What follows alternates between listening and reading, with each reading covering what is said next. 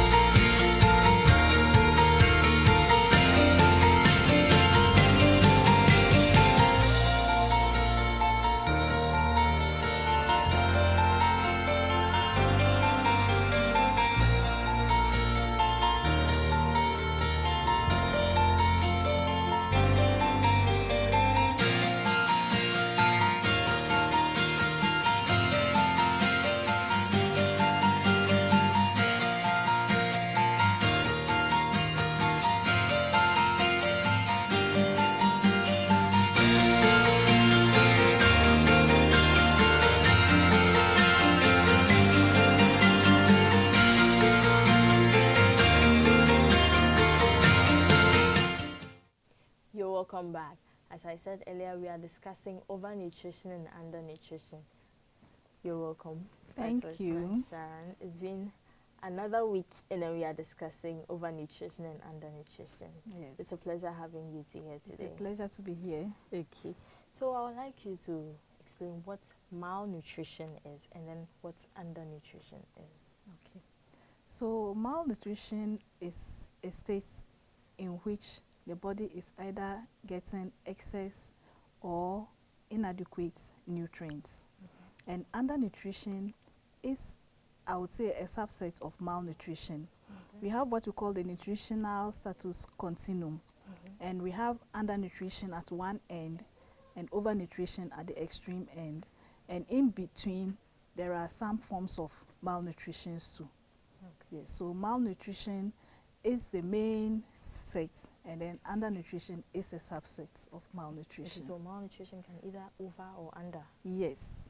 Okay, okay. Are there instances where someone is malnourished but then obese? Yes, yes, definitely. We have what we call the primary malnutrition and then the secondary malnutrition.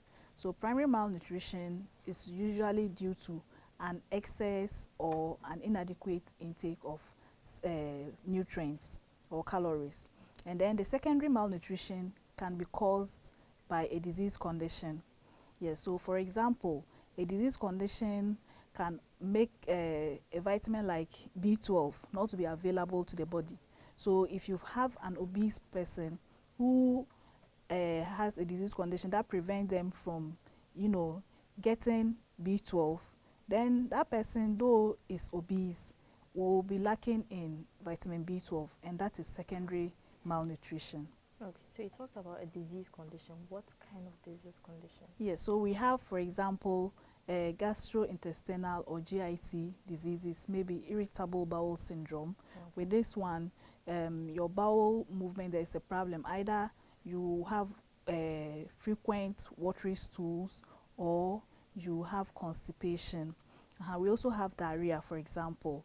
When you have diarrhea, because you are constantly running, it makes nutrient absorption impossible in some cases. So if the diarrhea is persistent for an extended period of time, then you are likely to become nutrient deficient in specific nutrients, if not clearly showing signs of undernutrition. Okay. So when can we say if there is overnutrition? When can we say someone is overnutrition? Okay, so when you are eating in too much, Okay. when you are eating in too much and physically you see that there are changes in your body weight, then you can you are being overnourished, or you are yes, you are being overnourished. So for example, we have what we call the pear shape and then the apple shape. Yes, so the apple shape or central obesity, you find the fat deposition along the abdomen. Okay. So when you look at the person's structure, they tend to have a pot belly and all that, or in here we call them kosurukobo. Yeah. And then we have those who are pear shape. So that one is the hips, the buttocks, or the lower extremities. Those tends to be bigger. Yeah. So when you look at somebody physically, you can tell that, oh, this person is obese, or this person is overnourished because of the way they appear, either apple or pear shape, or if they are just bigger than what they should be in terms of weight, then it's a good indication of obesity or overweight. Okay. I don't know. I'm a bit confused here. There are people who actually exercise to get the Yes. pear shape, and then when it comes to the apple shape, someone whose stomach is quite big, it will be like the person didn't check his diet, eating late, and all of that. But then we are relating it to nutrition here. Yes. Yeah, so the thing is that when you have the apple shape, that one is a risk factor for a lot of disease conditions. It's a risk factor for hypertension, it's a risk factor for diabetes, it's a risk factor for cardiovascular diseases. But then when your obesity is more of the pear shape, then those risk factors are not there, or they are markedly reduced. That is why most people advocate or try to exercise or even do all kinds of things just to get that pear shape. That one is not associated with all these chronic non-communicable diseases like diabetes or hypertension. Okay, so if someone is pear-shaped or apple-shaped, it's a physical indication that the person might be overnutrition. Yes, So when you look at them, you can tell that, oh, this person is weighing more than they should weigh for their age and gender. okay. Yes. Okay, so age and gender also play a part in a person's Exactly. nutrition and Yes, a person's nutritional states. So whether you are big or you are slim, age, we have gender, we have what do you call it? The type of activities or the type of work you do.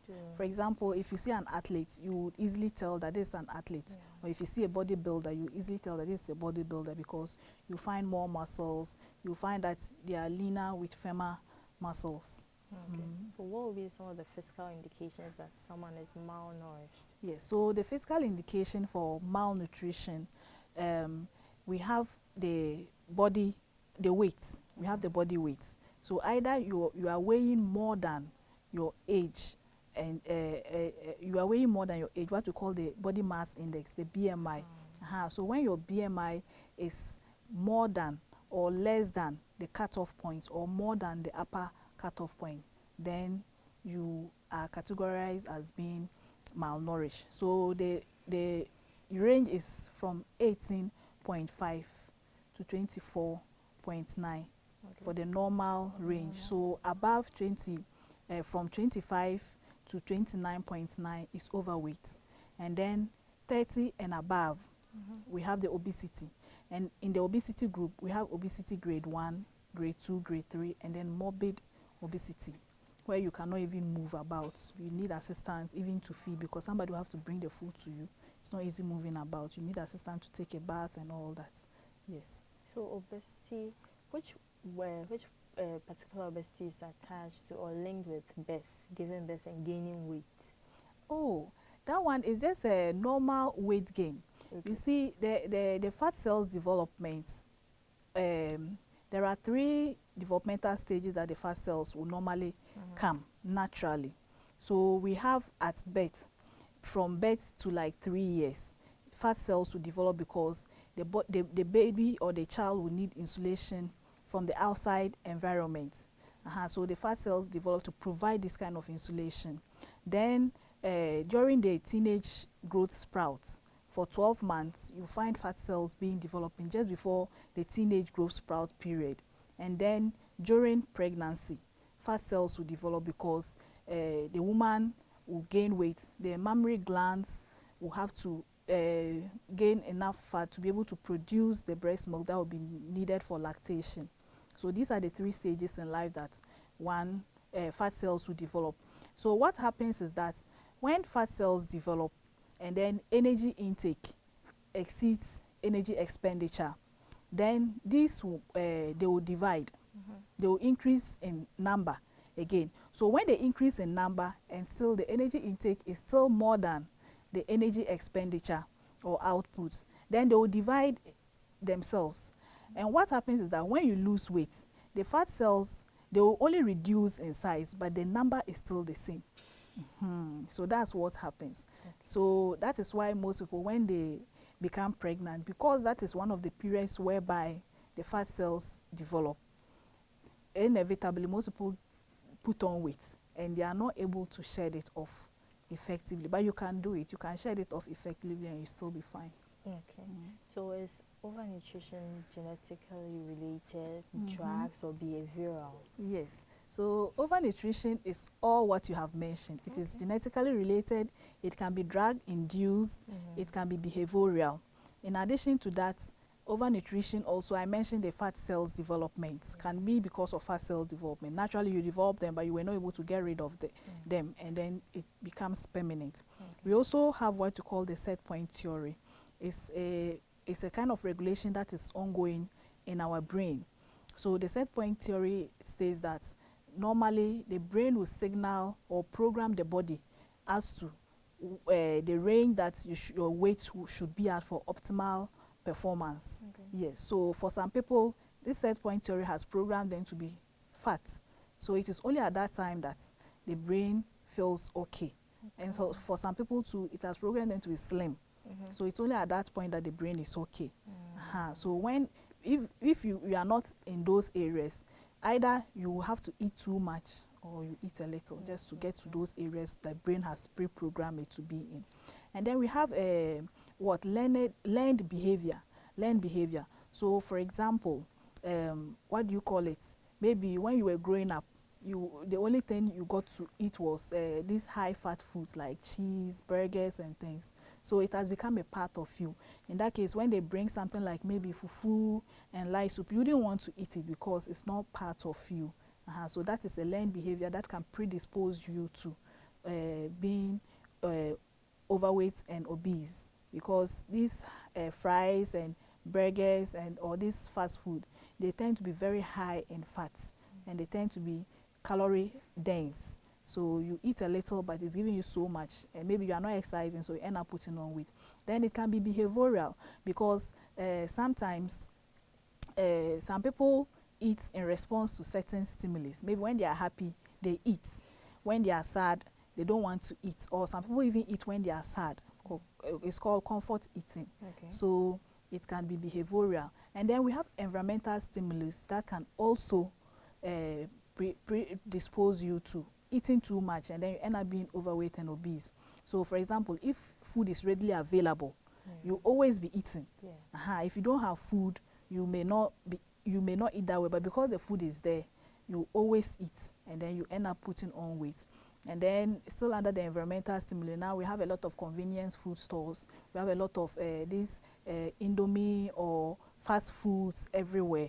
So that can also predispose. And sometimes too, because of environment, everybody's eating pizza. So let me also be eating pizza.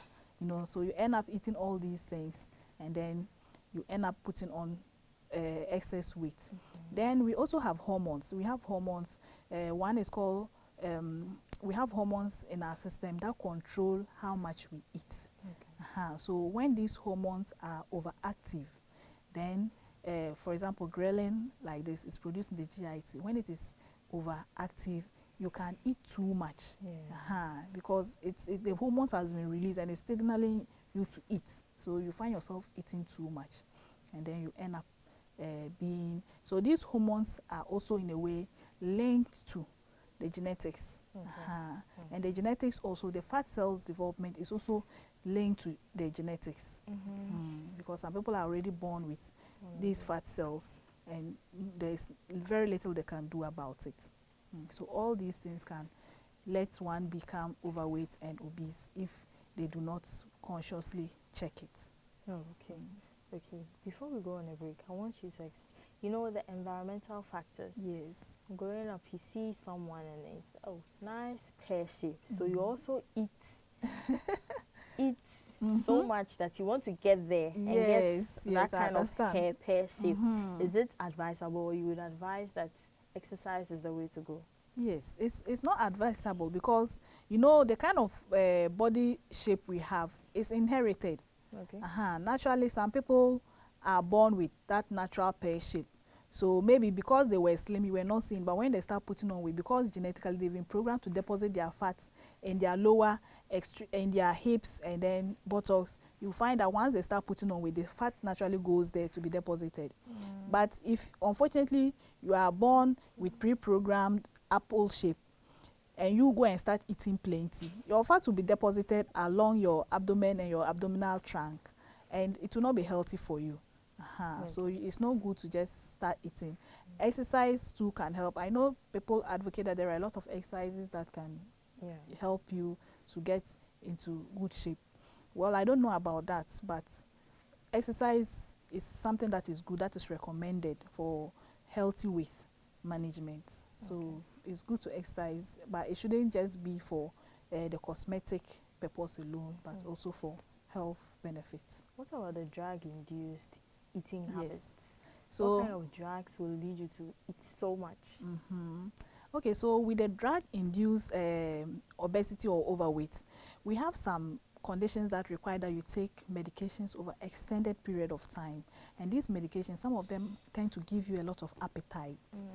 So for example, if you are on hematinics, you know, they boost the appetite. So you find yourself eating a lot. If you are going to be on hematinics for an extended period of time, then you are likely to put on weight if you are not doing any exercise, or if you are not, you know, getting rid of the excess calories from the food that you are eating. Aside from that, we have these steroids. Steroids are drugs that can also let you put on weight. Steroids, stenols, they are all drugs that can let you put on weight. So if you are unfortunate to be taking them for an extended period of time, sometimes you end up putting on weight. Especially these psychiatric drugs, some of them, they tend to let the people eat a lot. So if the food is readily available, they are taking these drugs, they are eating a lot, you find them putting on so much weight. So that is how the drug-induced overweight or obesity can happen. Okay. We are going on a quick break. When we come back, I'd like you to talk about the fact that does overnutrition strictly lead to obesity? Okay. So viewers, as you heard her say, we are discussing overnutrition and undernutrition. We are going on a quick break. Please stay with us.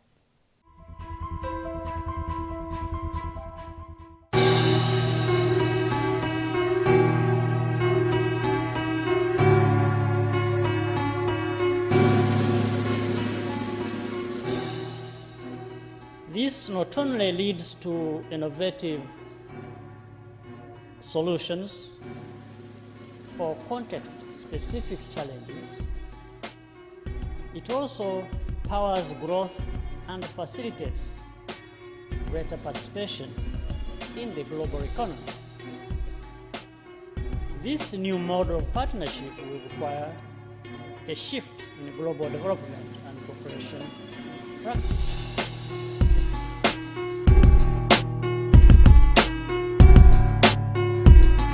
Carnegie Mellon University has already opened its campus for a master's degree program in information technology in East Africa.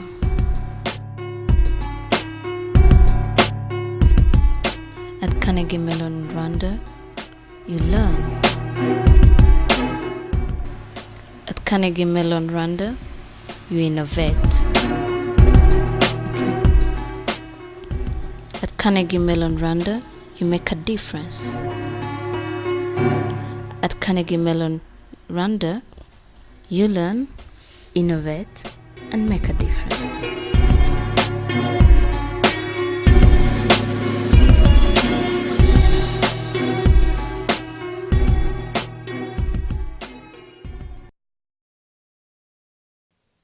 welcome back. As I said, we are discussing overnutrition and undernutrition with Flight Lieutenant Sharon Syme.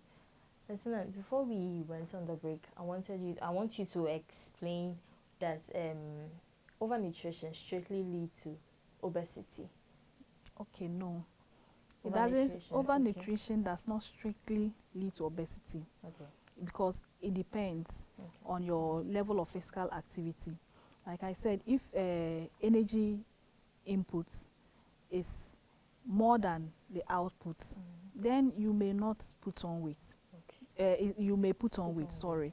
If energy input is more than the output, so it means that you are eating in more than you are utilizing, then the excess will be converted into fat and you can put on weight. But then, if energy input is less than the output, then you might actually lose weight because you are taking in something that is not enough to meet what is required for whatever activities that you need to do.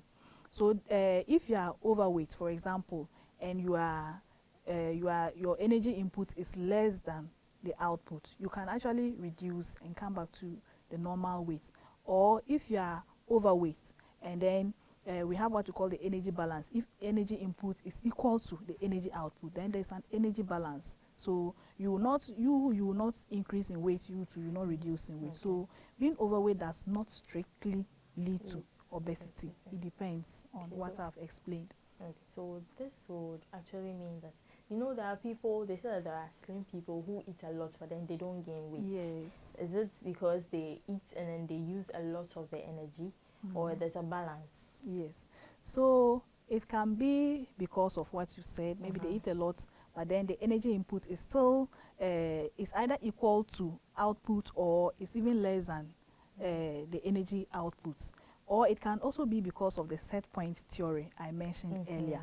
Yes. So because of that set point, no matter how they eat, you still find them being slim because the brain has pre-programmed itself and it is managing things on its own.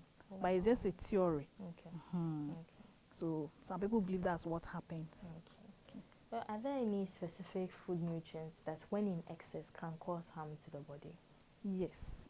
Actually, everything we are eating is potentially toxic.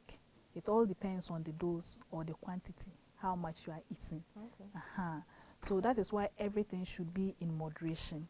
Usually the nutrients of importance when it comes to toxicity are normally the micronutrients, the minerals and the vitamins. And most of the time it's not from direct dietary source. Usually it's from supplements. So if you are taking in supplements that are giving you high amounts of these minerals and vitamins, you can develop toxicity. Yeah, so for example, vitamin A. You can get vitamin A toxicity. It can give you blurred vision, among others. Even vitamin C, you can get vitamin C toxicity, and that can give you a lot of gastrointestinal discomfort like diarrhea or watery stools. So everything you are doing should be in moderation and should be in balance. So if you are taking supplements that are giving you high amounts of certain nutrients, then you have to talk with your healthcare provider, your dietitian, or to sit down and then plan how you need to combine the foods. There are also certain foods that, depending on how you combine them, they can lead to excess of whatever supplements you are taking. They make it more bioavailable to your system. So because of that high bioavailability, you can develop toxicity. So when it's like that, your dietitian can help you so that maybe instead of combining it with a particular food, you omit that for the period you are taking that medicine, so that you don't have, it's not too bioavailable to your system, so that toxicity can be prevented. Okay. So talking about lactose intolerance, you can't take milk and all of that. Is it a particular nutrient that is over in their body, or it's genetic, or it has other reasons? Yeah. So lactose intolerance, normally it is when the enzyme lactase is not enough to break down milk protein. And normally the enzyme is very active in babies or infants, but as you grow, then the amount will be coming down. So lactose intolerance is more prominent as you age. Maybe when you were younger, you could tolerate milk better. But as you age, because the enzyme too is diminishing in your system, then you tend to have it more. And aside from that, ethnicity also plays a role.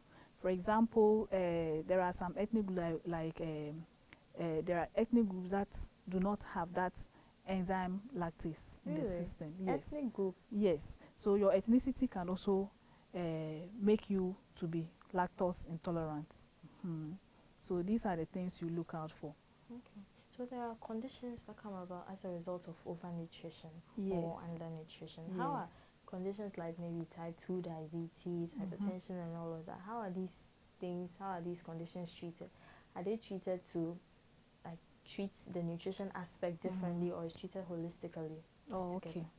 So normally the treatment approach is holistic. We have the medical side where you may have to be put on medications to help in their management, and then we have the nutrition side where you'll be put on the right diet to help you manage the condition. We also have the nutrition or diet aspects is under the lifestyle modification aspect. Okay. So under the lifestyle modification, we even have physical activity or exercise as part of it. And then we also have empowering the patient. So patient empowerment, because the patient will need to understand why they develop the condition, and they need to understand more about the condition, like symptoms to look out for, danger signals or signs to look out for. You need to take the patient through all these things. You need to involve their care givers, and then all the multidisciplinary professionals that are needed in their management will all come in with their expert opinions, and together the conditions are well managed. So usually it's a holistic approach. If you go and you are taking only the medications and you leave out the lifestyle modification, it will surprise you, but you will not get better. You will actually get worse. We've seen it over and over again. Okay. And if you go and you are taking, if you have to be put on medications and you are not put on medications at the right time, and you are using only diets or some herbal supplements or only exercise, it will surprise you that you get worse. Everything is important. So we need that holistic approach. And once you start improving, then some of the interventions can either be dropped or be modified or even be reduced. Okay, so when someone is undernutrition or malnutrition, what will be some of the food nutrients that the person will need to get back to normal stage? Okay, so usually for an undernourished person, it will depend on the type of undernutrition. We have types of undernutrition. We have the energy undernutrition. We have the protein undernutrition. We have the micronutrients also. Yes, so it depends on the. So identifying the type of undernutrition will also help in the right type of diets to put on. But in general, if the person is underweight, for example, then the person will need a high calorie, nutrient dense food. The person will need small frequent meals, because the stomach, especially if it's a child, the stomach can only take a certain amount at a time. So if the meals are frequent but in small quantities, then the person can take more at the end of the day. And also we need the person to eat the type of food that they will enjoy and the texture that they can easily eat, because some people who are underweight or undernourished, severely undernourished, they may not be able to eat very hard, solid foods. So the right texture is also important. Yes, so basically high calorie, nutrient dense foods, small frequent meals are recommended for underweight people. So we have underweight or kwashiorkor being for children. What will be for the adults? What will the adults face like a health consequence for undernutrition? Yes, so for adults, the health consequences for undernutrition can be fatal. Even though it's not as common, the health consequences are not as numerous or common like that for overweight. But with the underweight, it can be fatal because you can easily die. If, for example, if you become dehydrated, you can easily die. But the consequences are not much. Usually for adults, we have osteoporosis or bone loss, especially for women who are underweight, because they are not getting enough calcium, for example. They can get osteoporosis. And aside from that, you have diminished immune system. You have diminished immune system. So the immunity is supposed to protect us from diseases. But because you are not eating enough of the nutrients needed to boost this immune system, then the immunity will reduce. So you become susceptible to a lot of conditions or diseases. These common diseases like colds and flus, you can easily catch them because you have an already reduced immune status. Okay, so talking about infections, can an infection lead to undernutrition, and then can undernutrition lead to an infection? Oh yes, it's a cycle. So undernutrition can lead to infection and vice versa. Because for example, if you're undernourished, like I said, you have a diminished immune status. So you become susceptible. So any small infection can affect you negatively, and then the severity will even be more. But then, and also if you have an infection, you can become undernourished because maybe the infection can prevent you from eating well, because you may have loss of appetite, you may be vomiting, or something like diarrhea. Diarrhea, for example, you are vomiting, you are running, so the nutrient, the food you are even able to eat, the body is not able to absorb it, because as soon as you eat more, you have to go to the toilet. So you end up becoming undernourished because of that infection, that diarrhea. So infections can lead to undernutrition, and undernutrition can also lead to infection. So it's a cycle, it's a continuum. Okay, so we're wrapping up here, and I would like you to tell us what can be done to help the situation of undernutrition and overnutrition, because it seems like both of them are not so good. Yes, you have to remain somewhere in the middle to be healthy and strong. What will be your advice on that issue?